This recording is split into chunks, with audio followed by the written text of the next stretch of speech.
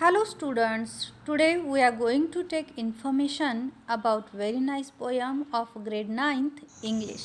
The name of the poem is Walk a Little Slower.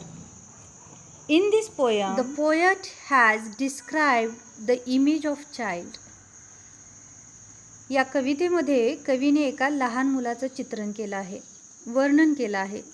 ते मूल आपल्या वडिलांशी बोलत आहे. That child is talking to its father and the child is also requesting to its father to walk a little slower. Here one question arises in our mind. Why the child is requesting to its father to walk a little slower? आता पुन्हा आपल्याला वाटणार, का बरं हे लहान मूल आपल्या वडिलांना सावकाश चालण्यास सांगत आहे? इथं चालणं या शब्दाचा खूप वेगळा अर्थ आहे. Because he is telling I am following you. मी तुमचं अनुकरण करीत आहे, तुमच्या पावलावर पाऊल ठेवत येत आहे. So this is very nice poem. Let's see in detail. Before starting I would like to introduce myself. I am Mrs. Manisha Sangpal from Madhyamik Vidyalay, Talgaon. I welcome you to our channel Varna E-Education.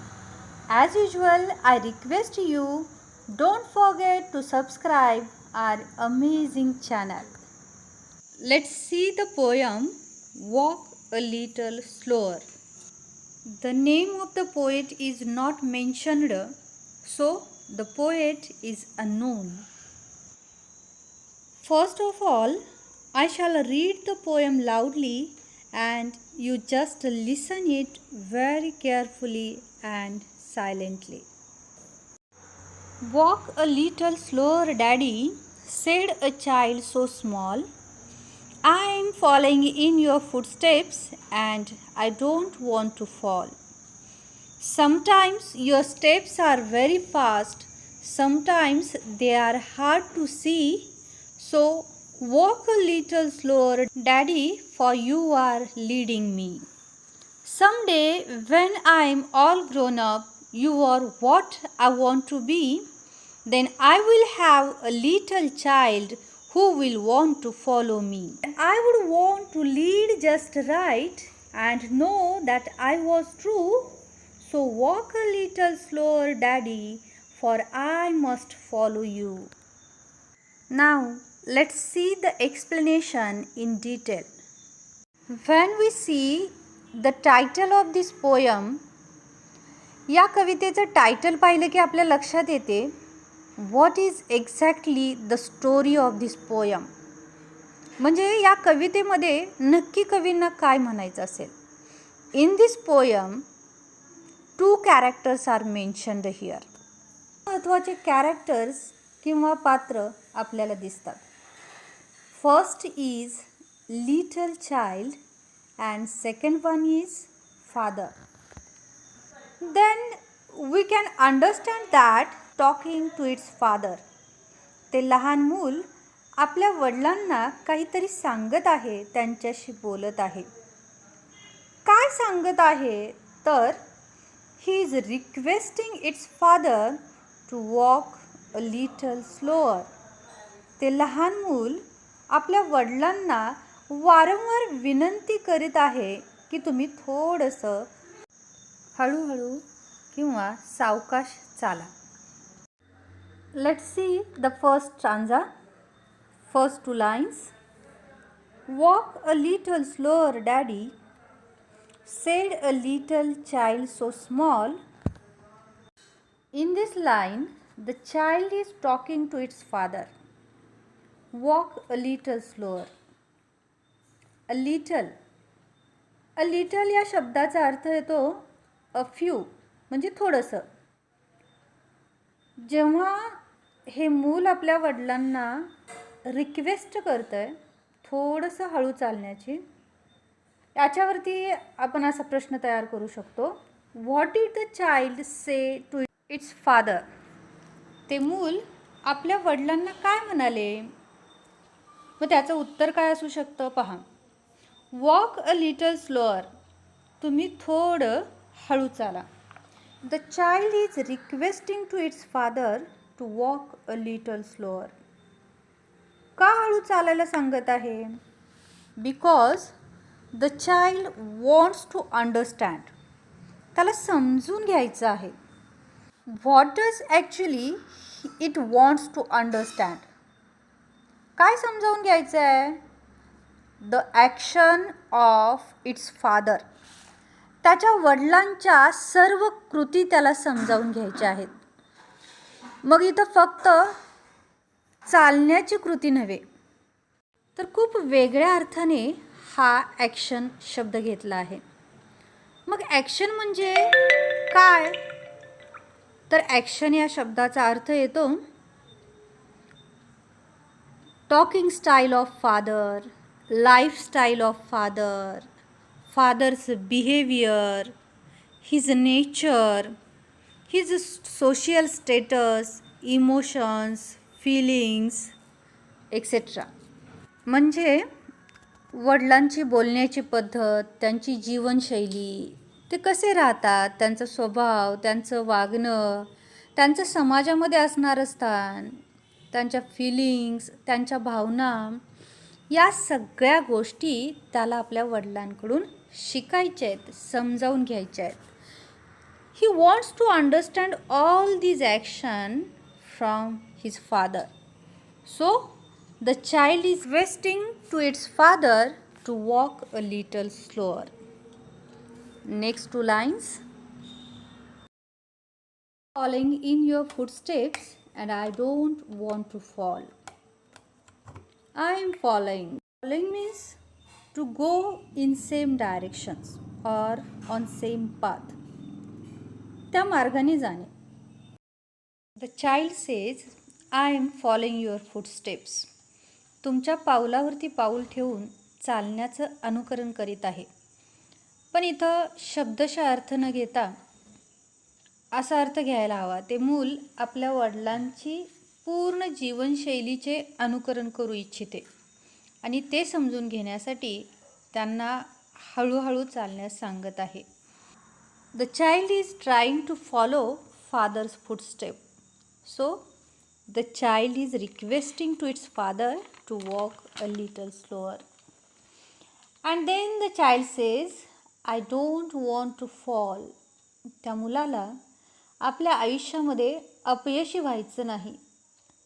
The child does not want to be failure in life. The child is following to its father's lifestyle. आपल्या वडिलांची हुबेहूब जीवनशैली त्याला शिकायची आहे. जर वडील चुकीचे वागले तर मूलसुद्धा चुकू शकतं. त्यामुळं काय होईल, तो त्याच्या आयुष्यामध्ये चुकू शकतो. So the child says, I don't want to fall. That's why the child is requesting to its father, please walk a little slower. Next stanza, first two lines.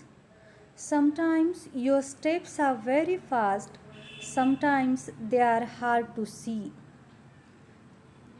आता इथं स्टेप्स या शब्दाचा अर्थ ॲक्शन असा घ्यायचा आहे.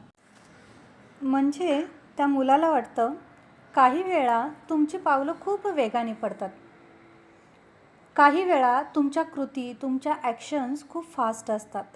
त्यामुळं ते मूल म्हणते की I can not follow them properly.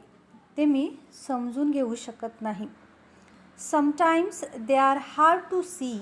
काही वेळा वडिलांच्या ॲक्शन्स, ॲक्टिव्हिटीज, त्यामुळं ते मूल म्हणते की I can not follow them properly. ते समजून घेऊ शकत नाही. Sometimes they are hard to see. काही वेळा वडिलांच्या ॲक्शन्स, ॲक्टिव्हिटीज खूप अवघडसुद्धा असतात. Activities are very difficult. So the child can not understand them properly. So in further two lines, the child is requesting to its father, walk a little slower, daddy, for you are leading me. तुम्ही मला lead करत आहात. You are my leader, you are my idol, my hero. So you should not walk fastly. Third stanza, first two lines. Someday when I'm all grown up, you are what I want to be. म्हणजे एक दिवस when I all grown up, जेव्हा मी पूर्णपणे मोठा होईन. Grown up means an adult person. एक दिवस मी सुद्धा तुमच्या इतकाच मोठा झालेला असेल. You are what I want to be. मला अगदी तुमच्यासारखंच बनायचं आहे. When I will be grown up I want to be exactly like you. तुम्ही योग्य दिशेनं चाललात तरच मी भविष्यात योग्य दिशेनं जाईन. मी योग्य व्यक्ती बनेन. I will have a little child who will want to follow me. जेव्हा मी भविष्यात मोठा होईन तेव्हा मला देखील मूल असेल. I will have a little child who will want to follow me. Who या शब्दाचा अर्थ या ठिकाणी कोण असा नाही घ्यायचा. हू म्हणजे ते मूल. दॅट चाइल्ड, ते मूल मला फॉलो करेल. So the child is requesting to walk a little slower. You should have your all activities properly and rightly. Last stanza. I would want to lead just right and know that I was true. And I would want to lead just right. म्हणजे अगदी हुबेहूब तुमच्यासारखं बनायचं आहे. तुमच्यासारखंच नेतृत्व करायचं आहे. माझ्या मुलाला शिकवायचं आहे. म्हणजे मी मोठा झाल्यानंतर माझ्या मुलाला देखील तुम्ही जसा मला योग्य मार्ग दाखवलात तसा त्याला योग्य मार्ग दाखवायचा आहे. I will just show the right path in the journey of life and know that I was true. आणि मला नक्की खात्री आहे तेव्हा मी योग्य असेन कारण मी तुम्हाला फॉलो केलेलं असेन. Because you are my hero, my idol, my role model. The child is confident. ते मूल पूर्णपणे कॉन्फिडंट आहे about his activities, actions, opinions in its life. I will be correct in future. Again and again the child is requesting to its father, walk a little slower daddy, for I must follow you. तुमच्या कृती योग्य असाव्यात कारण मला तुम्हालाच follow करायचं आहे. You should do your all activities in proper way, rightly and correctly. I hope you might have like this video. Good day and take care. Thank you very much.